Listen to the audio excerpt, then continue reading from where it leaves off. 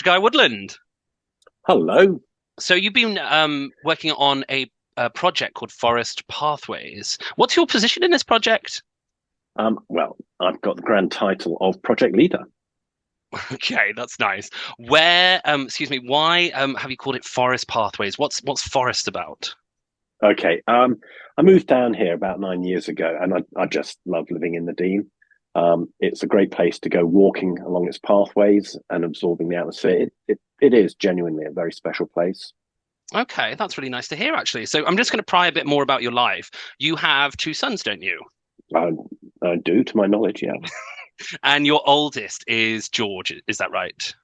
Yeah, I do. George, yeah, George is my oldest, and George was the person that really got me interested in accessibility and part of the reason that we're doing this project today. So tell me a bit more about him then.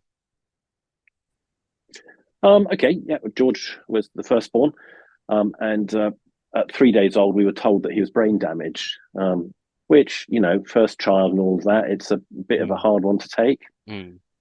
Anyway, cut the story short, 10 days later, George was in Great Ormond Street Hospital, having cataracts removed, and like magic, could then see. Um, and George has had an interesting journey dealing with his disability, but now is studying to be a coder at Oxford Brookes University. That's really good to hear about George and his progress. So George is a disabled person with quite a serious condition then. Yeah, George has a blind statement, meaning he is severely sight impaired. He has some vision in his right eye and very limited vision in his left eye. Mm, And we were told when he was a baby that the condition could lead to glaucoma and retinal detachments. mm. And as a result, to date, he's had around 30 eye surgeries. So can I ask you then, was he the inspiration for Forest Pathways? Absolutely. So what was the Um, original idea with Forest Pathways then? um, Pathways, we always felt pathways, everyone is on a journey. We're Mm, all on a pathway going from somewhere to somewhere. mm, And it just seemed sensible living in a forest that mhm. we could basically take people on this accessibility journey. So journeys are important, like you said, but could you provide me with some more specifics? Like where did you start? Yep, certainly.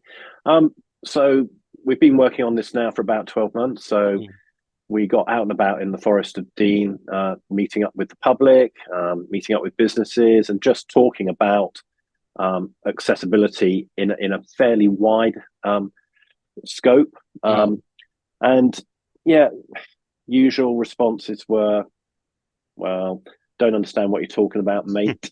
mm. We don't have time, we don't have resources, or we just don't care really. But these exchanges, it became clear that really people had no idea as a consumer or someone who owned a website, they Mm. just didn't know what accessibility was, So wait, and do you? let alone, Oh, sorry. no. So do you put this lack of knowledge and interest down to anything in particular? What do you put the public's lack of knowledge and interest down to? Well, we've kind of got to a point whereby um, we think that the public generally and businesses, Mm, provided they can achieve what it is that they want to achieve, mm.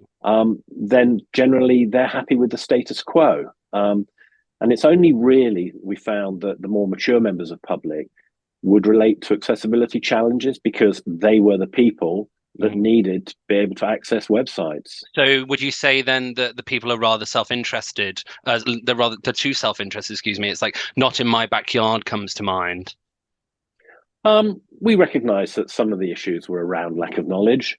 And from this stance, we accepted the challenge to first identify the issues, Mm, which we did with testing. mhm, Um, we identified common failings and offered solutions. mm, And understanding the processes regarding website development mhm. and advocate for accessibility rights. So Wow.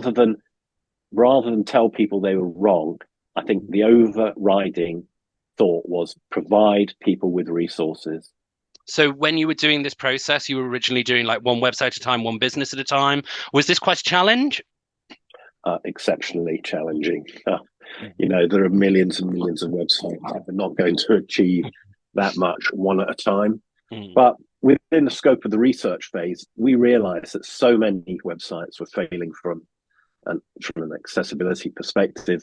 And this led us to think about, well, okay, forget about doing one, but could we initially examine hundreds of websites at a time?